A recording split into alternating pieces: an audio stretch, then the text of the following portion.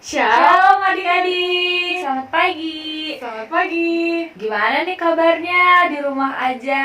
Masih tetap semangat kan? Harus dong, ya nggak Mbak? Iya dong.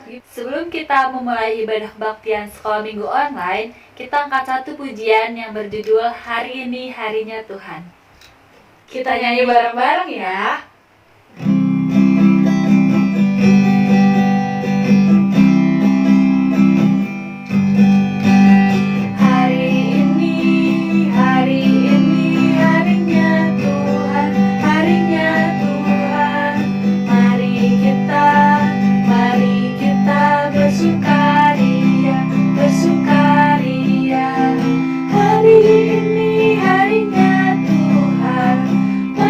Kita bersukaria, hari ini harinya Tuhan. Kita nyanyi sekali lagi ya. Hari ini harinya Tuhan, harinya Tuhan. Mari kita bersukaria. Hari ini harinya Tuhan, mari kita bersukaria. Hari ini harinya Tuhan. Yeay. Sebelum kita mulai ibadah online kita, mari kita satukan hati kita untuk sama-sama kita minta bimbingan Tuhan. Mari kita berdoa. Selamat pagi ya Bapak, terima kasih Tuhan atas berkat-Mu pada pagi hari ini Bapak. Tuhan, biarlah Engkau yang berkati kami Tuhan, Engkau yang pimpin kami Tuhan dalam ibadah sekolah minggu pada pagi hari ini Bapak. Biarlah Engkau yang turut beracara Bapak, Engkau yang sempurnakan ibadah ini Bapak. Biarlah Engkau hadir dalam setiap hati anak-anak-Mu Tuhan yang rindu untuk beribadah kepadamu Tuhan. Biarlah Engkau yang pimpin, Engkau yang beracara Tuhan Yesus. Terima kasih di dalam nama Tuhan Yesus. Haleluya. Amin. Amin. Sebelum kita mendengarkan firman, kita mau angkat satu pujian dengan judul Selalu Bersyukur. Ini mengajarkan kita dimanapun situasinya, dimanapun berada, walaupun sekarang kita lagi mengalami pandemi COVID-19, kita harus selalu bersyukur. Jadi, mari kita nyanyi lagu Selalu Bersyukur bersama-sama.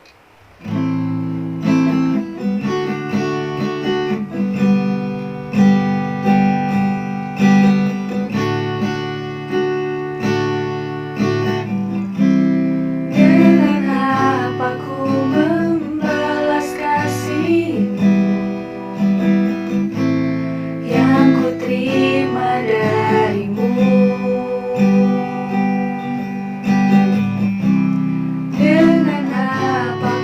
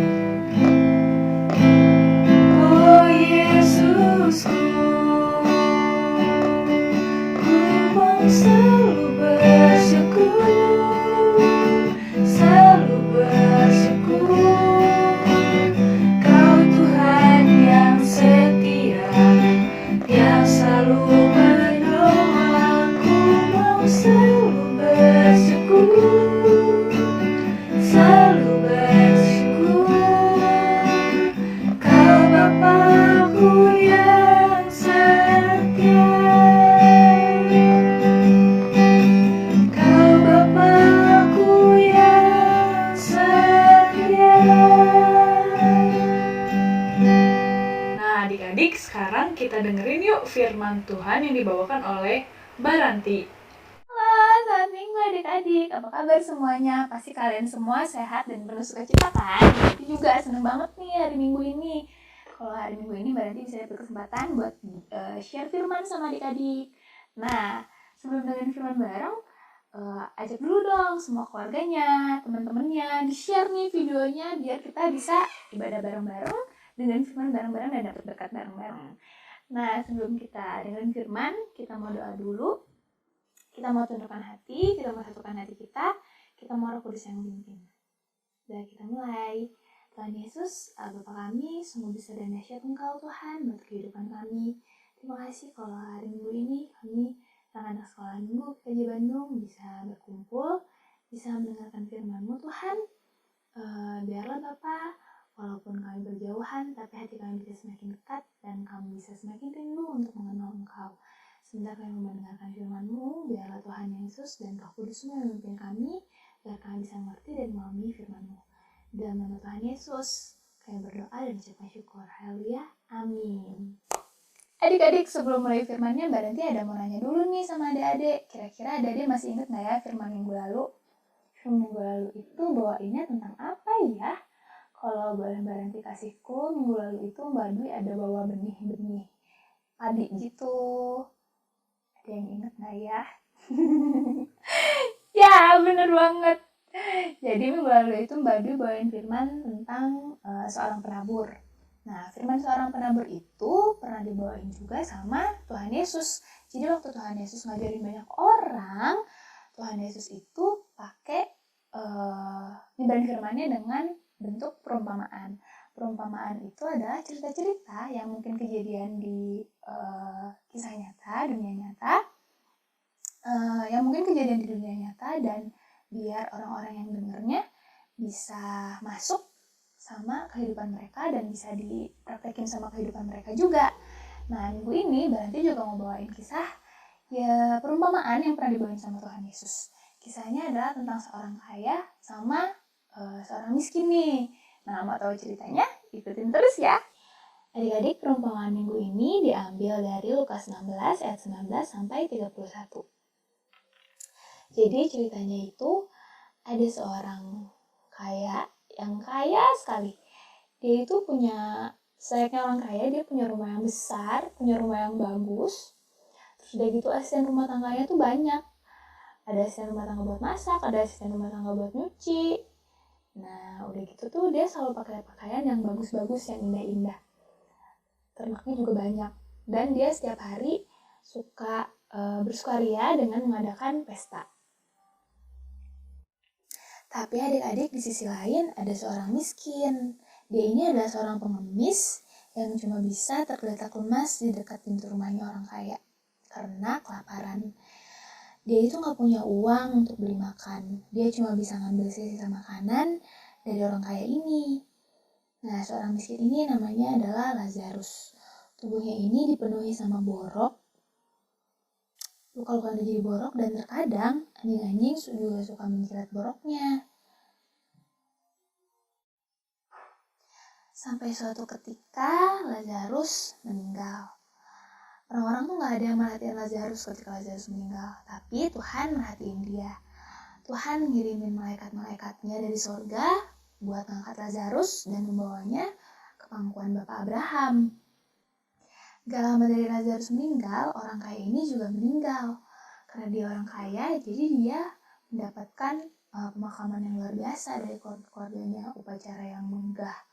Tapi kalau misalnya tadi Lazarus dibawa ke pangkuan Bapak Abraham, orang kaya ini dibawa ke suatu tempat yang ngeri banget. Dimana tempat itu tuh tempat yang bikin dia menderita karena kepanasan dan kehausan. Dari tempat dia berdiri, dia mengangkat matanya dan dia melihat suatu tempat yang indah banget, yang nyaman, yang sejuk. Pokoknya gak ada penderitaan sama sekali. Nah, ketika dia menyadari, ternyata yang diam di sana adalah Lazarus. Lazarus bersama dengan Bapak Abraham. Dia teringat, itu kan Lazarus yang dulu sering duduk mengemis di depan pintu gerbang rumahku. Dia terheran-heran. Dan kemudian dia berseru, Bapak Abraham, kasihanilah aku. Serulah Lazarus untuk mencelupkan jarinya ke air dan datang untuk menyejukkan lidahku, sebab aku sangat kehausan dalam nyala api ini. Lalu kemudian Bapak Abraham menjawab, Anakku, ingatlah pada waktu engkau hidup di dunia. Engkau sangat senang dan berpesta pora dengan makanan dan berbagai minuman yang menyegarkan. Tetapi Lazarus ini sangat menderita di depan pintu rumahmu. Sekarang ia dihiburkan dan engkau harus menderita. Dan kalaupun Lazarus bersedia, ia tidak bisa datang kepadamu karena di antara tempat kami dan tempatmu ada jurang yang tak dapat diseberangi oleh Lazarus. Dari sana, orang kaya ini baru menyadari kalau Lazarus ini adalah seorang manusia juga. Manusia yang sangat dihargai oleh Tuhan Allah. Sekarang, si orang kaya ini menyadari kalau ia sama sekali tidak memperhatikan firman Tuhan yang mengajarkan kasihanilah sesamamu manusia seperti mengasihi dirimu sendiri. Ia hanya bisa bersenang-senang untuk dirinya sendiri, dan kini ia menyadari ternyata semua kekayaannya itu gak ada gunanya. Tiba-tiba orang kaya ini teringat akan saudara-saudaranya yang masih hidup di dunia. Karena saudara-saudara yang masih hidup di dunia ini berperilaku sama seperti orang kaya dulu. Dia hanya mau mengasihi dirinya sendiri dan gak mau mengasihi orang lain. Nah, akhirnya orang kaya ini membuat permintaan. Katanya, kalau begitu Bapak Abraham, tolong kirimkanlah Lazarus ke rumah ayahku. Sebab di sana masih ada lagi 5 saudaraku. Biarlah mereka mengingatkan saudara-saudaraku agar jangan sampai saudara-saudaraku mengalami penderitaan seperti aku. Nah, terus Bapak Abraham menjawab, tidak mungkin anakku, sudah ada buku-buku Nabi Musa dan nabi-nabi lain pada mereka. Biarlah mereka membaca dan melakukan apa yang ditulis di dalamnya, supaya mereka tidak akan masuk ke neraka ini. Lalu orang kaya ini membantah, tidak Bapak Abraham, kalau ada orang yang bangkit dari kematian dan pergi mengingatkan mereka, pasti mereka bertobat. Lalu kata Bapak Abraham, jikalau mereka tidak mau mendengar dan memperhatikan firman Tuhan yang tertulis dalam Alkitab, mereka juga tidak mau mendengarkan siapapun, sekalipun yang berbicara adalah orang yang bangkit dari kematian. Jadi, permintaan dari orang kaya ini tidak dikabulkan. Gimana nih adik-adik dari cerita yang tadi Baranti bawain? Nah, dari cerita tentang seorang kaya dan Lazarus yang miskin. Dari cerita ini, di antara kita nggak ada yang mau kan masuk neraka. Berarti juga nggak mau, kita maunya masuk surga ya semuanya. Nah, tapi dari perumpamaan ini bukan berarti adik-adik nggak boleh jadi orang kaya ya. Maksudnya adalah kita harus selalu berbagi dan mengasihi seperti mengasihi orang lain, seperti kita juga mengasihi diri kita sendiri. Nah, kalau misalnya contohnya nih adik-adik bawa bekal ke sekolah dan bekal adik-adik berlebih, tapi ada teman adik-adik yang lupa bawa bekal. Nah, kalian bisa share bekal kalian sama teman kalian ini. Atau misalnya di pelajaran matematika ada teman adik-adik yang kurang dalam pelajaran matematika, tapi adik-adik dapat nilainya bagus nih. Nah, kalian bisa bantuin teman kalian buat ngajarin matematika. Nah, tapi karena sekarang kita lagi di rumah, hal yang mungkin bisa dilakukan di rumah adalah misalnya kalian bisa bantu orang tua kalian buat nyuci piring. Kayak buat anak-anak kelas DAUD juga nih, mungkin bisa bantu ngepel, bisa bantu angkat jemuran. Itu bisa menyenangkan hati ibu kalian, hati mama kalian. Terus bisa bantu jaga adik. Kalau misalnya mama lagi sibuk masak gitu, kalian bisa bantu buat jaga adik kalian. Macem-macem, gak harus tentang uang, tapi dengan kita berbagi kelebihan yang kita punya ke orang-orang di sekitar kita, itu bisa jadi bentuk kita mengasihi mereka. Sekian firman dari Mbak Ranti. Nah, kita mau tutup dalam doa. Yuk mari kita berdoa. Tuhan Yesus, Sungguh besar Engkau Tuhan. Terima kasih untuk berkat firman yang bisa kami dengarkan Tuhan Yesus. Anak kelas Samuel, anak kelas Yahya, dan anak kelas Daud dengarkan. Biarlah firman ini menjadi berkat untuk kami. Biarlah firman ini bisa seperti benih yang tumbuh di tanah yang subur. Biarlah firman ini bisa bertumbuh dan bisa kami laksanakan di dalam kehidupan kami sehari-hari. Berkatilah setiap kami agar kami bisa selalu mengasihi orang lain seperti mengasihi diri kami sendiri, Tuhan. Makasih banyak Tuhan Yesus buat semuanya. Kami mau menjadi berkat untuk orang tua kami, untuk adik kami, untuk kakak kami, untuk kakek dan nenek kami. Dan biarlah kami bisa menjadi anak-anak yang luar biasa di dalam Engkau. Terima kasih Tuhan Yesus. Hanya di dalam nama Tuhan Yesus kami berdoa dan ucapkan syukur kami. Haleluya, amin. Nah adik-adik, sekarang udah ada yang mau ngasih persembahan nih, ngasih persembahan pujian. Yuk kita dengerin bareng-bareng. Tuhan berkati.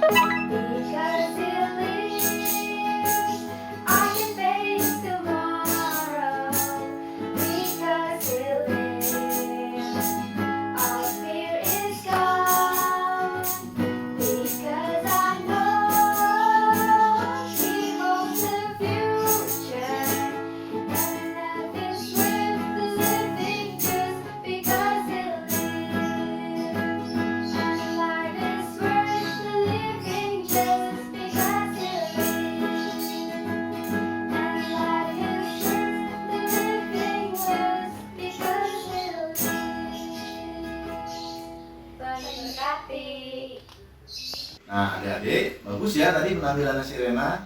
Terima kasih ya Sirena. Semoga minggu depan atau minggu selanjutnya bisa mengisi lagi untuk acara sekolah minggu. Baik adik-adik, kita sudah sampai pada penghujung acara. Tadi kita sudah menyanyi, kita sudah memuji Tuhan, kita sudah mendengarkan firman Tuhan yang dibawakan oleh Mbak Ranti. Selanjutnya kita akan menutup. Kita akan berdoa bersama-sama. Baik adik-adik, kita akan berdoa dulu. Mari kita berdoa. Tuhan Yesus, terima kasih atas kasih-Mu kepada kami. Kami sudah melaksanakan acara sekolah minggu, kebaktian sekolah minggu pada hari ini. Kami berterima kasih ya Tuhan atas kasih-Mu kepada kami. Kami boleh memuji Tuhan, kami boleh memuliakan Tuhan, dan kami boleh juga mendengarkan firman Tuhan. Berkatilah ya Tuhan, selanjutnya kami hendak melaksanakan kegiatan kami yang lainnya. Berkatilah supaya kami boleh melaksanakan acara kami dengan sebaik-baiknya. Kami serahkan Tuhan, supaya minggu depan kami boleh berkumpul kembali, bertemu kembali di dalam kegiatan kebaktian sekolah minggu GKJ Bandung. Terima kasih Tuhan Yesus. Haleluya. Amin. Baik adik-adik, kita sudah selesai. Oh iya, kalau adik-adik mau mengumpulkan persembahan, bisa nanti persembahannya dikumpulkan setelah kita bertemu kembali ya di kegiatan sekolah minggu bersama-sama di gereja sekolah minggu GKJ Bandung. Nah, nanti adik-adik siapkan dulu saja di rumah. Baik adik-adik, kita bertemu kembali ya minggu depan dalam kebaktian sekolah minggu GKJ Bandung selanjutnya. Terima kasih, dadah, Tuhan memberkati adik-adik semua dan papa mama.